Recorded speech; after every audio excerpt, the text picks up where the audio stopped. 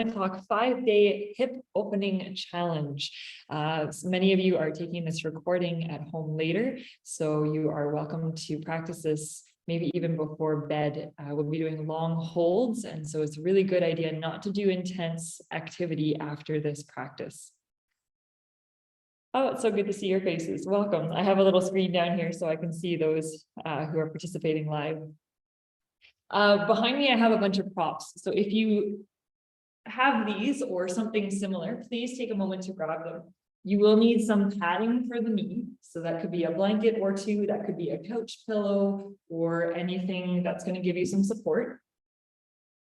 If you have blocks, those are also very useful. They're going to help lift the ground up and allow us also just to have an extension of the arms through a couple of these poses. If you have a bolster, you are welcome to use that as well. Again, there's a great way I'll be demonstrating how to use that through the poses. And then lastly, a chair or couch or tabletop, maybe even a kitchen island, so you might move throughout this. So we are using these props and we're going to move through 2 poses this morning. And the idea over the course of these 5 days is to just stretch, open, and release the fascia. So let's get started. You can unroll your mat if you haven't already. Take your blanket about 2/3 of the way down from the top of the mat. So this is going to cushion our knees. Have your other props handy. So if you have blocks, they can be towards the front of your mat and the bolster. So I'll demonstrate the pose a couple of ways. We'll set a timer and we'll find our pose and we'll start to sit in it. We're going to start with pigeon pose. Many of you may be familiar with this. For some of you, this may be very uncomfortable and weary to go towards, but we're going to work on getting into this pose, stretching out through our hips. So let's start on the left-hand side. So you can come to all fours, bring your knees onto the blanket or your cushion to start. Find length through your spine. You start to walk your hands a little farther forward and then bring your left knee to your left wrist. Cross the ankle towards your right wrist. It doesn't have to be parallel to the front of the mat, but we're aiming for that direction where it's moving out to the right. Now take a moment with your hips. So we're in this position here. Nice to see so many of you. We draw that right hip forward, and then we're going to scissor our left hip back in space. While we're doing that action, draw your right hip or right foot back a little bit more. So you're going to walk that leg back and untuck the toe. So I'll turn in a moment so you can see this from the front. We're going to find ways to cushion ourselves here. So from the front angle, that right leg is back. And you can see the shin is across. Now I'm not leaning to one side. I'm scissoring that right hip forward and the left hip back. And then I can bring my hands down to support me in front. Additionally, if you have the chair, you can bring yourself to rest on the chair. So I'll just show you what that might look like. If you have a couch in front of you, I only have a really tall chair in the studio here. But you can rest on the chair seat or on the leg of it or anything in front of you. And the idea is we want to sink into this. So we're starting the timer now.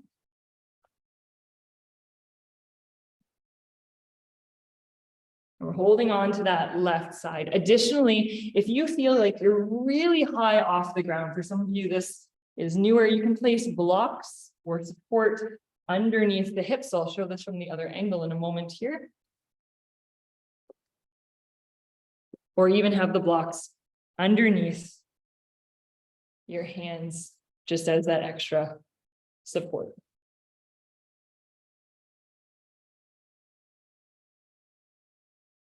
All right. As you're in your pigeon pose, allow yourself to soften. So we are working with our fascia here. And something to think about, especially in this particular challenge, is these are not poses. This is not a photo shoot. This is an exercise. This is a stretch. This is a yoga pose, yes, but right now we are directly targeting with the idea of releasing our fascia. So we have connective tissue over the muscles underneath the skin. And it's something to think about that is it's like a web, so almost like a spider's web. And there are areas in our body where it is more dense than others. So in this particular case, we are working into our hips. We are stretching out some of our thick muscles. Our hip flexors are being extended back. Our hip extensors that extend our hip are being flexed here in that left hip. So we are working on both of those. They're thick muscles, muscular areas, and also in our low back is another fascial, a big fascial bundle. So what we want to do in this challenge through the course of these 5 days and in these poses, because we are here for so long, is muscles stretch best when they are fully relaxed. And you can talk to gymnasts, you can look into all the research.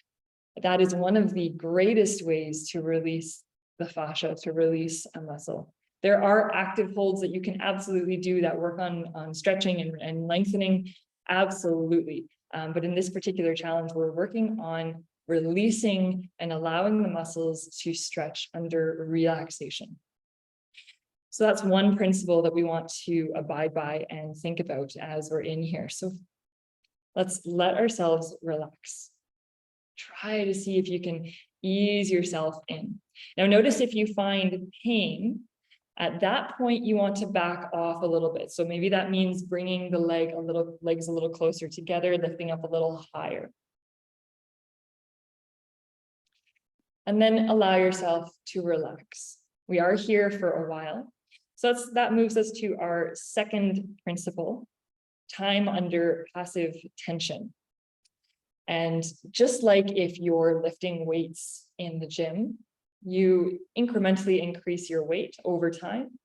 Same idea. So we are relaxing our muscles and we find our hold time. So we incrementally over time increase that. So today we're starting at about 5 minutes. But as you're practicing, you might reach a point where you're like, nope, I'm out. Take note of that. And maybe that's 3-minute mark or a 2-minute mark for you. And when you reach that mark, note that as your timing. And then over time, over the course of your practices at home and otherwise, slowly, incrementally, as you continue to practice, you can increase that time. So maybe the next time you're doing pigeon, it's 2 minutes and 11 seconds. And then you do that for a couple weeks, and then it's 2 minutes and 20 seconds, and you do that a little longer. We're almost there. And the third principle is we use our breath. So what we would like to practice in this kind of hold, because we're here for a long time, our muscles are going to react and they're going to try to clench up. And they're like, I don't like this. We have little spindles in our muscles and they send notes to our brain and they're like, nope, this is not cool. I don't like that I'm here. And so if we allow our breath to move in long patterns, so we'll practice this when we reach the other side especially, we're able to tap into our parasympathetic nervous system because the breath is connected to the vagus nerve, which runs from the brain, through the throat, through the heart, by the lungs, all the way down through the stomach. It is intimately connected to our nervous system. And so the parasympathetic nervous system is that rest and digest, where we can soften and where our body says, okay, we can do all of our functions now because there's no lion chasing us. There's no bear about to catch us. Almost there here. Take a full inhale and take a full exhale. And then very slowly start to walk your hands back and come back to that tabletop position. In the tabletop position, just for a moment, bring your big toes together to touch. Sink the hips back. We'll bounce into a child's pose for 1, for 2, and for 3. Just to release that tension there. Come back up nice and tall, and we'll move to the other side. So in your tabletop, start to walk your hands further forward. Bring your right knee up towards the wrist and cross the ankle over. For some of you might find a downward facing dog is an easier way to access. That's perfectly fine. And then walk your left leg back. Untuck the toe. Make sure that leg is straight out behind you and take a moment to find the alignment of your hips. Each side of the body is a little different. So hug the right hip back. Hug the left hip forward. And again, take a moment to find your support. So again, that might be blocks underneath the hips. That might mean blocks underneath the arms or underneath your collarbone and forehead. That might mean resting on a chair or on the edge of your couch. And then once you find this position, allow yourself to try and relax. So to relax, let's bring in that third principle, that breath. So we'll inhale together, inhale for 4, 3, 2, 1. Exhale through the mouth, 8, 7, 6, 5, 4, 3, 2, 1. Inhale through the nose, 3, 2, 1. Exhale through the mouth, 8.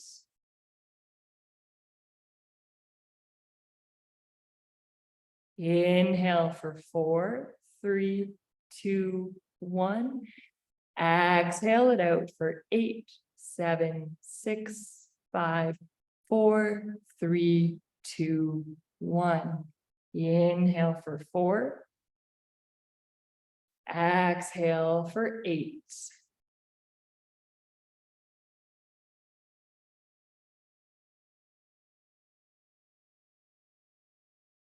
Inhale for 4. Find that ha-like sound as you exhale. Exhale for 8.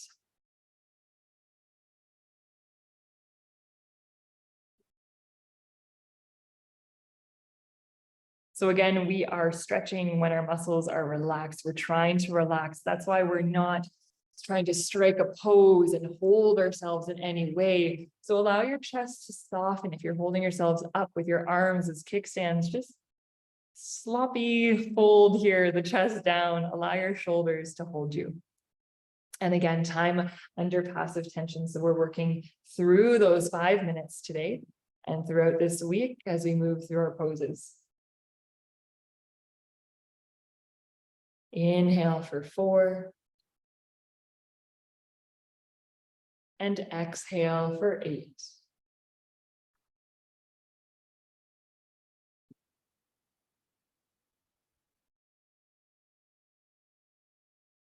Allow yourself to soften here.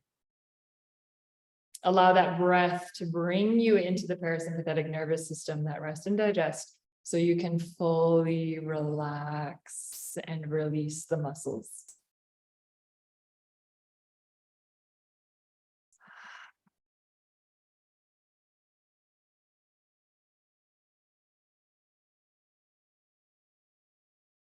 Another great way to really work on flexibility, if that is your goal, and on releasing the hips, is consistency. And it's better to work every day as opposed to every second day or X amount of times a week, even if it's 3 minutes. One thing you can do is pair it with another habit or practice. So for instance, when you're brushing your teeth every day, maybe you take a hip opening pose that is unilateral, that uses both sides at the same time. It's a great way to kind of pair it. You can do it while you're brushing your teeth. You can do it after or before, but building it into your routine. So again, allow the body to sink. We're almost there. And take a few more of those long breaths to really sink into the pose. And again, notice, so time under passive tension, notice your time here. If you are lasting for the full 5 minutes, or if you need to come out earlier. It's perfectly fine. Every body is a little different. If you are feeling pain, come out of the pose just a little, just back off a little. We don't want to exit the pose entirely, but we do want to move away from that pain. That's never good. Time through pain is just going to increase pain. So we want to avoid that at all costs. Find that breath in through the nose and out through the mouth.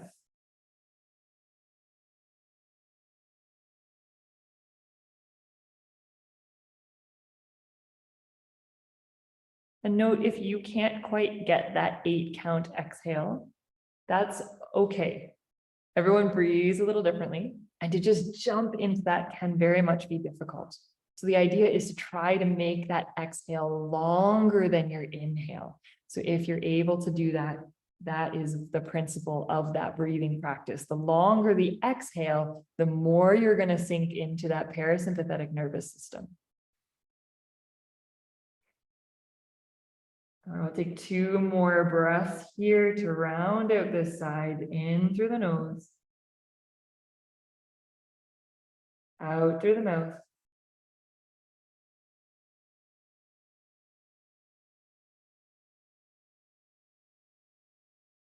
In for 4, out for 8.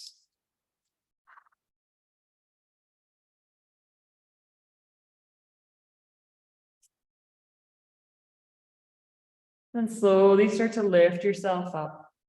This pose might feel different for everyone, but you're likely feeling it in the abductors, the abductors on the outside of the leg. Let's start to bring ourselves back up and into our tabletop. Bring the toes together, bounce back 3 times. 1, 2, just releasing there, and 3. Now bring yourself forward and come on to your sits bones. So here you're welcome to sit on that blanket or on a cushion. You're even welcome to bring yourself against a wall or against a couch edge. If you have a bolster and you know your hips are really tight, a really lovely way of practicing this pose is to place the bolster below the legs. We're going to bring the soles of our feet together and then open the knees out to the side. If you are using the bolster you have one at home and you're like, I'm not feeling anything, you can remove that there and try with your blocks. You can take those blocks, bring them underneath the knees and allow them to soften open. Again, allow yourself to have support behind your back if that's comfortable. And if you're really struggling with the legs here, you are more than welcome. I would encourage you, in fact, to take blocks or a stool or a bolster or even sit on the edge of a short chair. Bring yourself onto that. Bring the soles of the feet together. We want to walk it forward 1, 2, 3, 4, about 5 fists, no matter where you're at.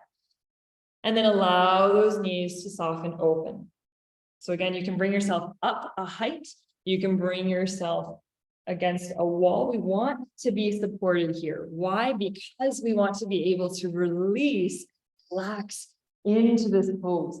So give yourself the support that your body is requesting. So I'm actually going to take that bolster behind me so I can stay forward on the camera, but to give my tailbone a little bit of a tip forward. And again, that's the 1, 2, 3, 4, about 5 fists between my pelvis and heels. You can take your hands forward any amount, and the clock starts now. Start to lift up through the spine, and then start to soften the legs. So again, we're going to find that breath in, breathing in for 4 through the nose. And then breathe out through the mouth for 8.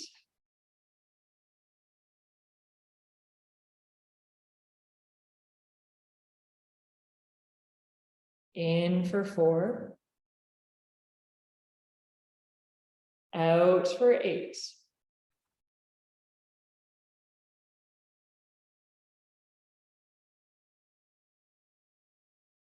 In for 4. And as you exhale for 8, think about relaxing and softening the legs.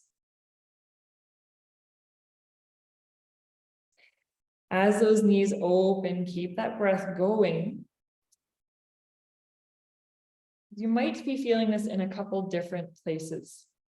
So right now we're really opening through the adductors, the adductors. So on the inside, we're allowing those knees to open, and we might be feeling that stretch on the inside of our thigh or groin area. You might, each body is different, be feeling this on the abductors, abductors, the set of muscles on the outside of the legs. We primarily worked those in our pigeon pose, and now we are working towards the inside, finding a counter pose. Again, allow the body to relax. So feel free to soften here. I do invite you to start with a straight spine. And if you start to round, bring yourself a little bit more forward. This might increase the feeling or the sensation you're feeling in the pose. Again, if there is pain, bring yourself back out, sit up a little higher, maybe move those feet even farther forward.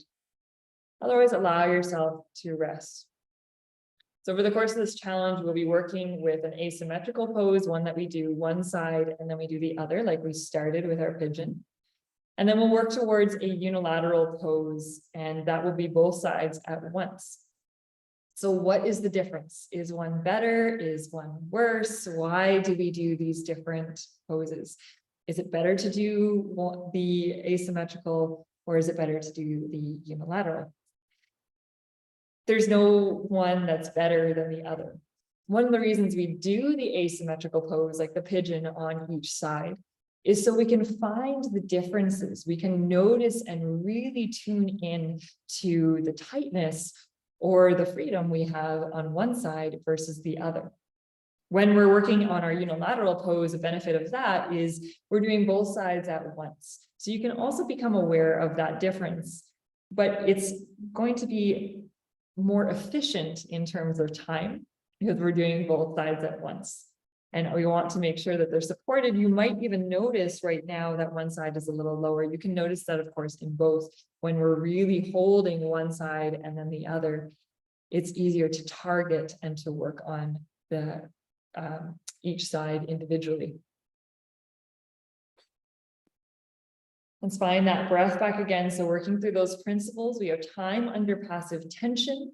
So we are trying to release that tension here. We're having our time of 5 minutes right now, working through this pose, working to relax and release the fascial bundles, the connective tissue. We are stretching them as they are fully relaxed, and to achieve that relaxation, we are using this 4-8 count breath throughout the challenge this week. So that breath is in through the nose for 4 and out through the mouth or nose if you'd like for 8. But allow that ha-like sound. There's a relaxation that comes from the. And if you're a loud sigher, I know I have a friend who sighs out loud all the time, and people always turn and they're like, what? She's like, you should try it sometime. It really does release and relax. And so if you're ever in that point, you're just like, you can physically feel your body relax. And right now, most of you are, actually all of you are likely at home, or at least in a situation, a space of privacy. No one's even going to hear you. There's no one there to judge you. So feel free to allow your ha to even be verbal. Let your body relax so that you can release that tension, release the fascia, and feel the lovely stretch. We're almost there. A few more breaths. Allow those knees to soften and maybe take notice and see if they've softened lower than when the practice started. If you are using props, let's say you have a block underneath, notice if you are so supported by it that you can maybe turn it down a level. And that's something you'll notice over time as well, depending on the pose. Incrementally, your space will increase and you might be able to find you can move farther into a pose. If you do this every day for the next month, I almost guarantee that you will find a distinct difference in the openness of your hips. So breathe in for 4, exhale for 8.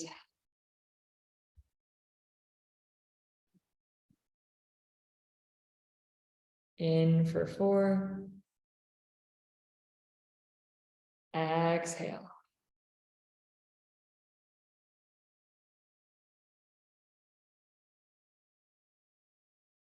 In for 4. Exhale for 8. Relax through the legs. Allow the legs to open, the knees to open in this butterfly pose, this Bakasana pose. One more breath here. Inhale, let it be your largest breath yet, and feel free to sigh it out.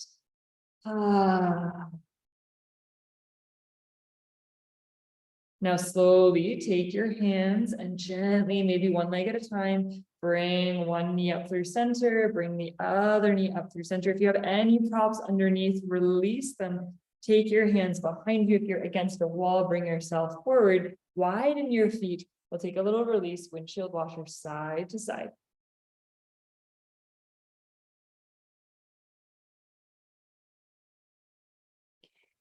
And bring those knees back through center. Allow yourself to find a seat. And that concludes the poses for today. I encourage you as you go forward to give yourself some time if you're going to work out. We have really released the fascia. We have basically taken that net and started to open it up. And so if you start to do heavy loaded movements now, you're just going to be you're a lot more prone to injury. So I just encourage you to take about an hour to allow that fascia to kind of reset and reconnect. Tomorrow morning, we'll be working on 2 more poses. I can't wait to see you.